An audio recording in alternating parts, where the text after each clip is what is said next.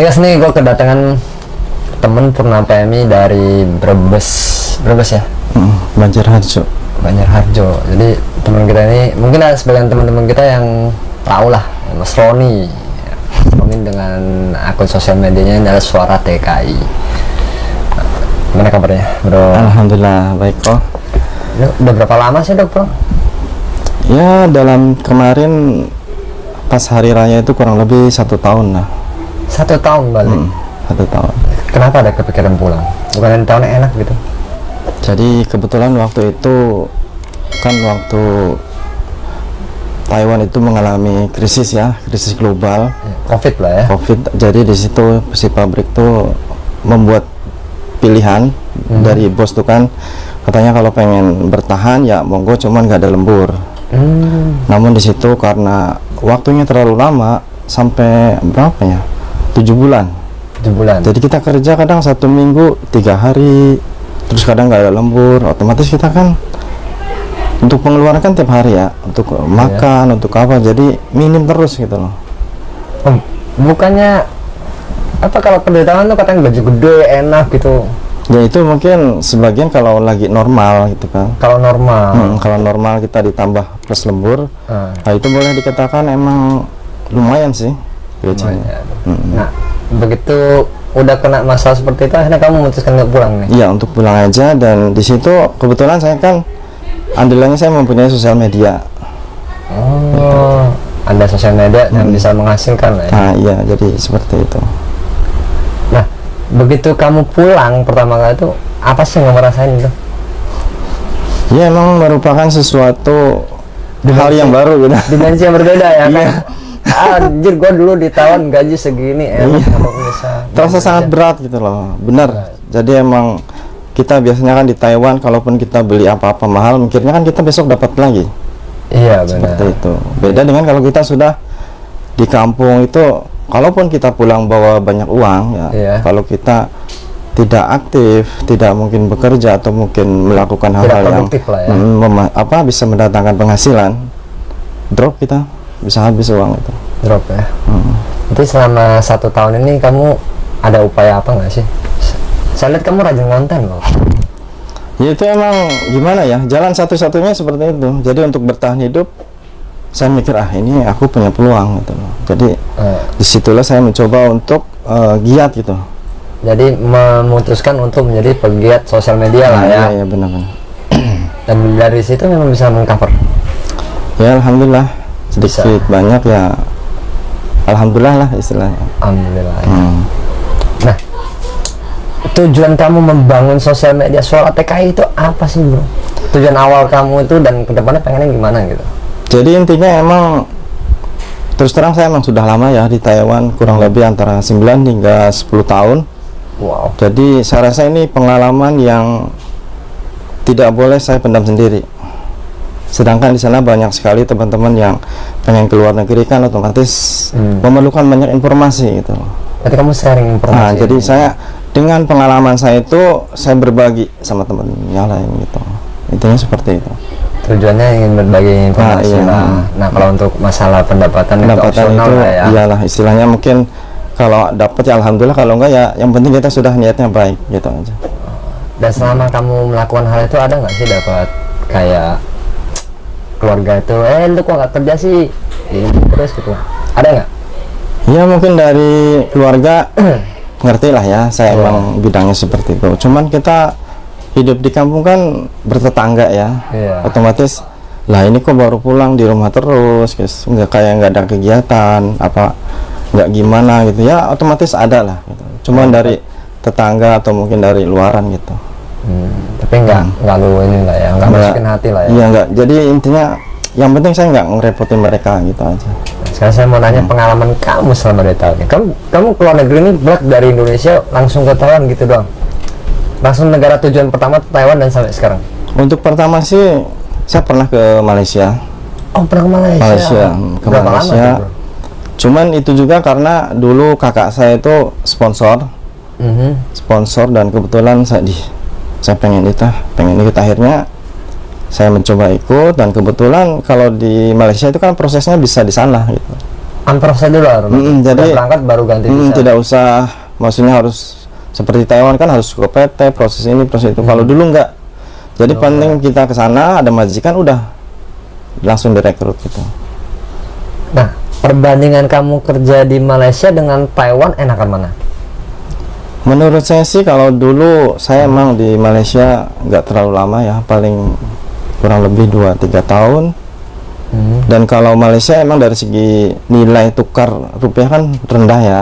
Dari pendapatan? Iya, rendah lah istilahnya, emang maksudnya nggak kurang apa. Sedangkan terus terang untuk saya berangkat dulu karena emang saya lahir dari keluarga yang boleh dikatakan sederhana. Dan saya mempunyai tanggung jawab 2 adik. Saya pengen adik saya itu jangan sampai seperti saya gitu loh. Jadi sedangkan mereka waktu itu yang satu masuk SMP, yang satu SMA. Dan sedangkan orang tua waktu itu mengalami kerugian waktu habis menanam, kalau di kampung itu seperti cabai gitu kan. Itu sampai mengalami kerugian yang sangat besar gitu loh. Sedangkan adik saya masa harus putus sekolah. Nah di situ saya ngeberaniin untuk mencoba mengubah nasib, intinya untuk membantu adik-adik saya gitu loh. Berangkatlah ke Malaysia. Akhirnya saya mencoba gitu. Di Malaysia itu kerjanya kerja apa? Kalau dulu saya pabrik, kalau nggak salah itu pabrik timah, biji timah ya. Untuk dari segi pekerjaan, konsistensinya atau pendapatannya tetap gitu terus kan? Nggak putus-putus gitu, nggak? Ya kadang terus aja sih, yang penting kita emang bekerja. Selain di situ juga sambil saya mencari belajar. Jadi gimana caranya saya bekerja itu bukan cuma untuk bekerja. Jadi kira-kira saya bisa belajar dari jadi orang-orang sana kan, seperti ini. Jadi masa saya harus jadi TKI terus gitu loh. Nah iya itu dia, banyak sekali dari teman-teman TKI itu keluar negeri ya. Harapan saya tuh yang ngambil kayak yang di pabrik khususnya ya, bisa baca dari pabriknya produksi apa sih, bisa nggak sih kamu kembangin sendiri di Indonesia? Nah iya itu kita emang harus loh. Jadi jangan cuman kita bekerja di luar negeri, taunya gajian itu sesuatu yang merugi banget gitu loh. Kayak sangat rugi itu. Nggak dapat lebihannya lah ya. Iya, karena untuk bekal kita nanti di Indonesia kan otomatis kita nggak mungkin dong merantau terus. Jadi kita sebelum pulang atau mungkin dari sekarang kita feeling itu harus dikembangkan. Saya kerja terus sama bos. Masa saya harus sampai ini terus kayak gini terus gitu. Bisa nggak sih nanti pulang Indonesia saya seperti dia nanti gitu ya kan? Intinya kita kemauan boleh tinggi dong, yang penting bener. kita tekad kita gitu loh. Tekadnya adalah. Nah kalau untuk perbandingan nih, mohon maaf saya sedikit membandingkan guys, karena saya penasaran, belum pernah ke Malaysia juga. Nah kalau dari segi bos, lebih enak bos Taiwan apa bos Malaysia? Kalau Malaysia itu emang suku sana kan Melayu ya, otomatis sama-sama orang kita kan sama lah. Dari bahasa paling beda dikit. Jadi intinya kalau dari Malaysia itu emang masih lembut lah ya, nggak terlalu keras, nyaman lah ya. Lebih agak nyaman. Tidak ada kendala di bahasa. Bahasa pun kita hampir sama sih ya, cuma beda ujung-ujung doang. Jadi lebih gampang untuk menyesuaikan gitu. Kalau di Taiwan? Kalau di Taiwan kan kita emang untuk belajar. Terus terang saya kalaupun udah begitu lama untuk masalah bahasa masih boleh dibilang mungkin baru 40% gitu loh. Terus kalau lagi dari segi kayak instansi pemerintah nih, lebih gercep dan naker dan kedutaan kita di Malaysia atau di Taiwan? Jadi kalau terus terang ya, kalau di Malaysia itu untuk dulu ya, untuk perwakilan itu saya rasa langsung depnaker. Jadi nggak ada agensi seperti kita kan, ada agensi kontrol gimana tuh nggak ada kalau Malaysia. Dulu sih dulu. Tapi lebih gercep mana? Lebih sigap menangani masalah tuh yang mana? Malaysia atau Taiwan? Kalau untuk masalah, karena dulu saya emang terlalu singkat ya, dan juga alhamdulillah selama bekerja saya tidak mendapatkan begitu banyak masalah. Dan kebanyakan justru langsung bos. Seperti pembikinan paspor mati itu dari manajer langsung bos. Dan saya pembikinan paspor juga dulu, yang waktu itu tuh antara manajer langsung bos. Saya sama bos langsung. Nah, kita ngomong-ngomong masalah paspor nih. Kamu dulu di Malaysia pembuatan paspor kena berapa biayanya? Lebih tinggi di Malaysia apa di Taiwan deh? Kalau dulu sih emang jumlahnya dikit sih ya, dan itu sudah sangat lama, mungkin agak sedikit lupa sih ya. Mungkin boleh dibandingkan ya lebih mahal di Taiwan sih untuk bikin paspor. Berarti memang agensi Taiwan mungkin yang itu kalau agensi udah menyangkut agensi itu emang ya, teman-teman tahu sendiri kan agensi seperti apa. Ya seperti itu. Jadi gimmick-gimmick yang dikatain orang kayak wah pembiayaan paspor itu dikenain biaya tinggi, pembuatan ARC juga diuntungin, itu memang ada ya? Terus terang saya begitu lama di Taiwan dan saya tahu kerja mereka seperti apa dan keluhan teman-teman saya juga, dan juga dari maafnya ini sekalian saya ngomong juga, saya juga sebenarnya punya channel juga seperti yang tadi kau ngomong, yaitu di Suara TKI, teman-teman tahu sendiri kan. Di situ saya juga banyak sekali keluhan teman-teman ya, pengaduan masalah pelayanan agensi, masalah untuk katanya padahal ongkos sekian namun kok harus sekian. Itu kadang saya juga karena waktu itu terbatas ya, nggak terlalu ngerti, akhirnya saya kadang pending aja, maksudnya nggak jawab gitu. Namun yang disayangkannya itu agensi itu kan orang Indonesia, dan kita orang Indonesia bekerja ke Taiwan, kenapa tidak dibantu, justru dipersulit gitu. Oh, berarti memang banyak berarti. Emang banyak sekali. Jadi keluhan-keluhan itu boleh dikatakan kalau mereka itu buka suara hampir merata. Hampir seluruhnya. Hampir seluruhnya. Iya sih, saya juga bingung fungsi agensi ini apa. Tapi tidak menutup kemungkinan juga ada juga nih agensi yang baik, bener ada. Tapi agensi yang memang makan duit haram ini, mohon maaf nih ya kalau saya bilang makan duit haram. Loh, saya coba tanya nih. Saya ambil duit kamu nih, yang banyak dan kamu tahu, kamu rata-rata ikhlas nggak sih duit ini saya ambil? Misalnya kamu tahu nih uang paspornya hanya segini, terus saya ambil dari kamu ngelebihin itu 3-4 kali lipat. Kita ngomong kasarnya nih guys ya, itu kadang paspor yang dari 800 NT, ya anggap aja kita tambah biaya akomodasi segala macam, itu kadang cuma 2.000-3.000 lah anggapannya total ya. Itu bisa diambil. Bahkan mungkin ada teman-teman yang pasporan masih diangkat 6.000 apa 1.000 loh. Ada loh. Nah, itu deh. Kan kamu udah tahu nih, kamu diminta 8.000. Kamu ikhlas gak ngasih uang itu ke dia? Ya sebenarnya kita bukan masalah ikhlas nggak ikhlas ya, cuman terpaksa. Dan kadang terus kamu mau bikin sendiri, kadang mereka ngomongnya juga secara kasar, otomatis kita seperti mau nggak mau pekerjaan, jadi mau nggak mau gitu loh. Nah, dalam arti kata kan pasti ada nggak ikhlasnya. Bener ya. Bahkan saya tahu ada teman-teman sebagian yang nyumpan agensinya, saya tahu pasti banyak ini yang nonton begitu. Nah, kalau udah begitu, bener nggak yang saya ucapkan ini uang haram? Uang yang tidak diberikan ikhlas itu termasuk uang haram? Mungkin boleh dikatakan bisa sih. Bisa kan? Nah itu dia jadi jangan tersinggung tuh, ya kan? Bukan saya doang yang ngomong. Iya. Kalian itu disumpah-sumpahin karena makan duit haram. Agensi kamu sendiri gimana di sana tuh? Baik. Tapi karena saya dulu kan pernah sampai 2 kali agensi ya. Karena waktu pertama saya bekerja di Changhua, kurang lebih 2 kontrak lah ya. 2 kontrak dan saya pulang, terus saya berangkat lagi. Namun untuk PT saya masih PT itu ya. Namun selepas itu saya ganti agensi, karena emang ganti pabrik sih ya, pindah pabrik. Kalau untuk yang pertama ini mohon maaf ya, karena emang saya lebih suka ngomong apa adanya. Jadi mereka itu ya namanya orang baru kan ya, ada yang semua pengen sakit itu kan pengennya tuh kan biasanya kan emang peraturannya itu katanya kalau sakit bisa diantar sama agensi kan ya, ke rumah sakit atau gimana. Namun di situ yang jadi keluhan banyaknya sekali. Kadang ada salah satu TKI ya, dia sakit, ya kan sampai lemah, sampai muntah-muntah. Terus saya telepon katanya, "Mbak ini sakit, pengen tolong dong dianterin ke rumah sakit atau ke mana gitu ya." Yang herannya justru jawabannya katanya, "Ya udah dia suruh kerja dulu semenjak saya belum datang gitu loh." Nah, dia aja kan berdiri aja nggak bisa, muntah-muntah saya harus kerja dulu. Paling saya aktifnya saya harapannya sih di daerah sekarang. Nah, itu. Jadi intinya jangan sampai agensi-agensi yang nakal nanti di situ oknum-oknum lah ya, memulangkan mereka dalam keadaan sakit atau memulangkan mereka dalam keadaan yang ada ketidakadilan. Nah itu kadang. Nah itu saya tindak tegas dari Indonesia dan saya nggak peduli. Nah untuk kalau hubungan saya dengan di Taiwan masih oke lah, hubungan dengan beberapa instansi yang nggak bisa saya sebutkan ya, itu masih oke. Ya insya Allah lah. Tapi menurut kamu nih, kehidupan saya lebih enak di Thailand apa di Indonesia?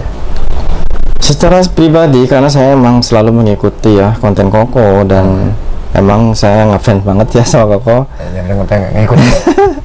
Iya, mengikuti, dan selepas saya lihat justru kelihatannya lebih gimana ya, lebih relax, lebih nyantai di Indonesia gitu. Indonesia. Nah, kalau untuk tanduk mungkin lebih bagus di Indonesia. Iya, emang lebih bagus di Indonesia menurut saya. Indonesia kan. Nah, saya pengen nanti kalau misalnya ada nih teman-teman yang mungkin sakit, bisa nggak bantuin saya rujukan gitu, bantu liatin. Ini mungkin ada titipan dari anak-anak, ntar gue salurkan bantu kamu yang di daerah kamu, Jawa Tengah gitu, bisa nggak nih? Iya, iya. Mas setuju nggak? Jadi dengan saya juga sekarang terjun di bidang YouTube khususnya untuk pembahasan para TKI. Saya rasa ini dalam konten saya sama Koko juga itu bukan hanya sekedar mencari penghasilan AdSense. Iya. Dan juga mungkin hanya sisi sosialnya jadi intinya juga ingin kita membantu. Jadi menurut saya ini suatu ide yang sangat bagus sekali. Jadi bukan berarti kita hanya sekedar konten, namun kita ada sosial kegiatan sosialnya ada gitu loh. Seperti itu. Menurut saya itu malah lebih bagus. Alhamdulillah nih. Jadi mungkin kalau yang Jawa Tengah nanti kita bisa kolaborasi teman kamu sebagai saluran tangan saya, dan sebaliknya nih kalau misalnya ada yang di Jawa Barat, kan saya lebih dekat ke Jawa Barat, Banten sini ya, sama Lampung lah, mungkin itu saya akan kerjakan sendiri. Mungkin Jawa Tengah nanti saya minta tolong kepada kamu. Siap. Kamu oke kan, masih pengen aktif terus nggak sih di dunia TKI ini, TMI? Justru saya rasa ini sesuatu yang paling diutamakan gitu. Karena emang tantangan nggak sih? Bidang saya di situ, dan ini merupakan sesuatu tantangan baru buat saya gitu. Tapi memang passion ada ya di situ. Ada. Nanti kalau ada teman-teman yang Jawa Tengah yang mungkin butuh bantuan, nah enaknya apa sih? Apa sih kok kelebihannya kalau misalnya kita ada masalah, kita cari kalian, paling cuma dikontenin doang. Yang ini jangan diomongin dulu lah, otomatis pasti ada lah ya sedikit bantuan dari kita. Nah, yang kita paling pentingkan adalah kita mencari perhatian dari pemerintah yang mungkin selama ini ketika dia sakit atau ketika dia ada masalah tidak diperhatikan. Yang kedua, nah kalau memang benar-benar membutuhkan bagi pernah PMI yang mungkin benar-benar sakit banget atau apa, kan kita banyak koneksi nih, otomatis saya lah ya, banyak koneksi bos-bos besar juga yang mungkin ada uluran tangannya dan hati mereka yang terbuka untuk mengulurkan tangan juga pasti ada. Dan ini saya pengennya nyalurin ke orang-orang yang tepat gitu loh. Nah, saya juga nggak bisa nyalurin secara online. Saya butuh orang yang yang bisa kita jadiin partner nih, temen lah ya, teman. Dok, kesana dong, coba liatin bener nggak sakitnya segitu, coba liatin, cek dulu kayak status surat dari rumah sakitnya bener nggak, apa sih penyakitnya segala macam. Kita harus membenarkan benar adanya hal itu. Nah, kalau bisa ya alhamdulillah ya guys ya. Jadi kalau bisa teman-teman Jawa Tengah yang mungkin butuh bantuan pernah PMI bisa cari juga Mas Roni ya. Mas Roni atau cari Koko, nanti kita bisa kolaborasi. Nah, saya mau sedikit meloncat ke arah, saya tadi ada dengar kamu bawa istri. Itu istri bukan? Itu calon istri. Calon istri. Insya Allah nanti bulan selepas Raya Haji, Insya Allah kalau nggak ada halangan kita nikah. Alhamdulillah. Boleh kita panggil nggak? Boleh ya? Iya boleh.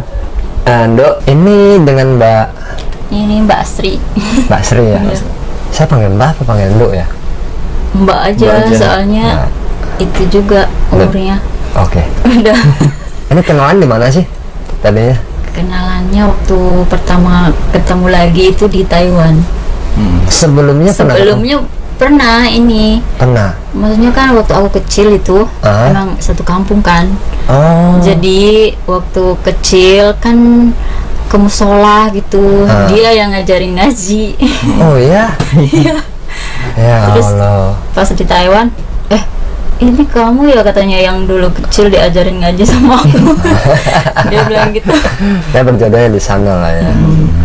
Nah, secara pribadi nih, mohon maaf ya, sudah punya keluarga sebelumnya atau memang?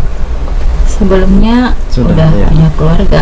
Keberatan nggak saya menanyakan masalah ini? Ya nggak masalah. Nggak masalah ya. Terang-terangan aja. Berarti pernah punya keluarga? Ada keturunan? Ada satu. Punya anak cowok. Suami yang lama gimana? Suami yang lama udah nggak ada. meninggal. Innalillahi. Oh, berarti udah meninggal. Pas aku di Taiwan tahun berapa ya, tahun 2019 kayaknya. Iya. Meninggal. Karena apa? Karena gak tahu juga ya, tiba-tiba tahu gitu Apanya gitu ada maksudnya. penyakit seperti ini ya, meninggal Enggak ada sakit ya. pernah itu sih katanya jatuh. Oh, jadi memang ada penyakit dalam lah ya. Dan itu ketika meninggal kamu nggak pulang lihat? Enggak, soalnya kan aku Terus swasta posisinya udah Swasta. jadi Oh, pengen pulang juga nggak mungkin gitu. nggak mungkin. Kemarin pas ngobrol gitu, saya ada dengar bahkan kamu sendiri nggak tahu kalau suami kamu meninggal. Itu benar nggak sih? Bukan nggak tahu sih, cuman ya emang akunya lagi di Taiwan gitu. Maksudnya ada aku kan ngabarin. Oh, nah akhirnya ketemu lah, bener nggak sampai sendiri. Lama itu, Iya, prosesnya lama banget sih. lama sebelum dia meninggal tuh, ketemu ini lama atau ini mah baru kemarin ya. aja. Nah, jadi buat mungkin teman-teman yang nggak mengetahui sisi lain di dalam TK ini, sebenarnya mereka juga namanya manusia ya, ke Taiwan itu selain mencari pekerjaan otomatis juga pasti ingin mencari pasangan, apalagi mereka yang baru-baru nih belum pernah menikah atau apa. Nggak mungkin kan mereka kerja itu full kontrak tuh 12 sampai 14 tahun, bahkan ada PPTN bisa belasan tahun, 16, 17, 18, 19, 20 tahun berangkat usia muda, nikahnya nanti setelah usia 40 kan kagak mungkin. Jadi di sana tuh selain mencari pekerjaan, mencari nafkah, pemasukan, mereka juga pasti ingin dong, setiap manusia menginginkan untuk memiliki sebuah keluarga yang mereka idamkan. Jadi ya nggak bisa disalahkan juga menurut saya itu. Nah, palingnya jangan sampai yang ketika masih ada hubungan tapi masih mencari yang lain. Nah, ini seperti ini contohnya, mereka ini memang status udah benar-benar single dan memang udah oke, baru itu loh. Jadi ini saran buat teman-teman ya, jangan sampai di sana itu nanti berubah karena ini. Nah, terus pengalaman kamu sebagai swasta di Taiwan gimana tuh? Aduh, gimana ya, berat banget kok. Berat. Iya, maksudnya berat itu terbatas gitu, maksudnya pengen kemana-mana, takutnya ntar ketangkep gitu kan. Jadi pulang terus belum punya apa-apa gitu, pengennya kan pulang itu udah ya ada lah. Saya nanya nih, lebih enak resmi apa kabaran? Itu aja. Enaknya sih enak kaburan sih, gajinya agak lumayan, cuman kalau diminta kamu bisa resmi apa kabaran, kamu milih apa? milih resmi. Berarti enakan resmi dong. Iya enggak sih? Iya. Enakan resmi. Nah, kenapa kamu kabur itu dulunya? Ya dulu itu kan dulu udah 2 tahun kayaknya ya. Terus dia kan bilang sama majikan. Majikan itu nggak mau ngurus manjang perpanjang kontrak. Iya. Harusnya aku yang ngurus gitu. Akhirnya temen aku bilang, udah kabur aja, katanya gajinya gede gitu. Berarti memang ada dajjal ini di Taiwan ini ya. Iya, penyebabnya ya. Di-kaliku kamu pertama kali kabur itu ada nggak sih kayak ketemu ini jobnya nggak enak loh mesti? Iya ada kok. Ada ya. Di-kalikunya itu bagaimana? Itu kayak agennya itu loh bohong, maksudnya katanya gajinya gede tapi nyatanya biasa standar gitu. Berarti ada gaji yang ditipu. Itu permasalahan kayak kalau ambil job di kaburan itu mesti ada uang job, itu ada nggak? Terus ada Mes ada nggak? Baru mes taksi. Berarti betul tuh. Nah, berarti untuk awal-awal kamu kabur itu malah keluar duit kan, dari bukan dapat duit kan. Dan itu juga kamu bergantung nasib. Kalau benar dapat pekerjaan pas baru bisa stabil. Kalau tidak pas kamu ganti lagi, bayar lagi kan? Iya. Nah, itu dia, siapa bilang kaburan enak tuh? Enak, semua tergantung. Kalau dapat majikan yang langsung pas, alhamdulillah. Iya, benar. Ya kan? Kalau tidak pas ya ruwet. Iya, itu udah gonta-ganti majikan kan. Terus udah gitu ya udahlah, di rumah sakit aja ngurus orang sakit. Iya. Jadi kanghu kayak gitu itu agak lumayan. Nah, ini kamu pulang itu MD atau ketangkep? MD aku, MD mandiri. Nah, hebat itu. Nah, sedikit informasi buat teman-teman bagi yang mau MD menyerahkan diri, overstay ya terutama ya, ini bisa saja kalian memproses mandiri atau melalui shelter PWNI. Nah, ini saya kasih kontak dari 2 shelter PWNI yang ada di Taoyuan nih, dan yang ada di Kaohsiung ini.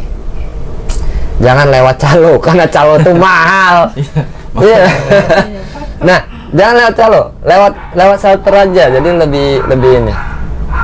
Kalau dikasih pilihan lagi nih, kalau bisa keluar negeri lagi, pengen lagi ke Taiwan atau ke negara lain? Pengen ke Taiwan sih. Kenapa ya? Banyak kali kabarnya udah pulang masih pengen ke Taiwan. Itu kenapa gitu? Mungkin gajinya agak gede ya. Satu, kedua mungkin karena sudah terbiasa kali bahasa. Sudah, iya, bahasanya mungkin udah menguasai bahasa mungkin. Dan lingkungannya juga apa kulturnya mungkin ya. Tapi kayak yang udah status kaburan seperti kaburan di Taiwan tuh bisa loh kalau mau ke Hong Kong, Singapura gitu. Bisa kan? Nah, itu dia. Jadi banyak opsi lah. Ketika kamu pulang udah berapa lama? Pulang sebelum tahun baru ya. Sebelum tahun baru. Paling 4-5 bulan ya. Rencana ngaretnya kapan? Kemungkinan selepas Raya Haji, insyaallah kalau nggak ada halangan. Selamat ya, saya ucapin selamat dulu. Ada pesan-pesan nggak sih buat teman-teman? Kalau dari kamu yang kaburannya ada pesannya? Kalau aku pesannya jangan kabur deh. Singkat, jelas, padat. Ini dari seorang mantan kaburan yang menyarankan ke kalian jangan mau kabur, karena dunia kaburan tidak seindah apa yang dikatakan orang. Kalau hoki pun kamu itu mungkin lebih enak, dan untuk persentase yang hoki ini mungkin nggak besar. Yang bisa cocok dengan majikan dan pekerjaan tuh nggak banyak ya. Iya, benar. Ada pesan-pesan dari sampean sendiri? Kalau dari saya untuk sekarang teman-teman yang sedang bekerja di Taiwan, rajinlah bekerja dan rajin menabung, karena kehidupan di kampung di Indonesia itu kebutuhannya sebenarnya lebih besar. Ya, benar. Lebih besar sekali. Jadi jangan sampai karena indahnya atau sadunya Taiwan sehingga kan kita terlena. Iya. Jangan sampai nanti kita begitu lama di Taiwan, pas pulang nggak punya apa-apa. Nah, iya. Jadi ya jangan terlalu membuang-buang uang atau berfoya-foya di Taiwan hanya untuk menarik pasangan lain. Misalnya beli pakaian mewah, beli apa, outfit, beli sepeda listrik modifikasi. Ini yang paling sering, guys. Jangan bilang saya nggak tahu. Duit kalian banyak habis di mana? Selain di agensi, ya. Uang-uang haram yang dimakan agensi itu, kalian pasti habis di sepeda listrik lah, HP lah, dan baju-baju mahal gitu. Benar. Kenapa enggak kalian tabung, atau kalian kalau memang mau beli di Indonesia, beli aja di Indonesia sih, ya enggak sih? Kan banyak juga yang udah beli barang di situ, nanti kalian mau kirim Indonesia. Iya, benar. Itu kan kayak 2 kali enggak sih? Kayak 2 kali nggak sih, guys? Kayak lu udah beli di situ, udah tuh lu kirim pulang, ternyata di Indonesia ada, satu lebih mahal, kedua ongkos kirim juga kan kena. Iya. Lu ke depan ada rencana mau jualan-jualan gitu nggak sih buat teman-teman TKI? Insya Allah nanti saya juga akan mulai di jualan online. Iya, bantuin mereka. Ada yang mungkin ada yang mau belanja buat keluarganya, bisa juga titip di Mas Roni ya. Iya. Atau ini saya doakan semoga bisnisnya stabil nanti untuk usaha ini. Amin. Jangan kapok-kapok datang ke rumah saya. Iya Kak. Nanti saya kalau ada waktu saya mau ke Brebes, insya Allah setelah lahiran anak saya. Ya, amin Kak. Ya udah gitu aja, guys. Ini adalah pengalaman dari Purna PMI, dan saya rasa apa yang dibicarakan ya memang fakta, bener apa adanya di Taiwan itu. Bisa kelihatan nanti di kolom komentar yang setuju ya, yang benar ya benar, yang nggak benar ya silakanlah dengan alasan kalian. Oke, thank you, dan kita komen dulu. Assalamualaikum warahmatullahi wabarakatuh.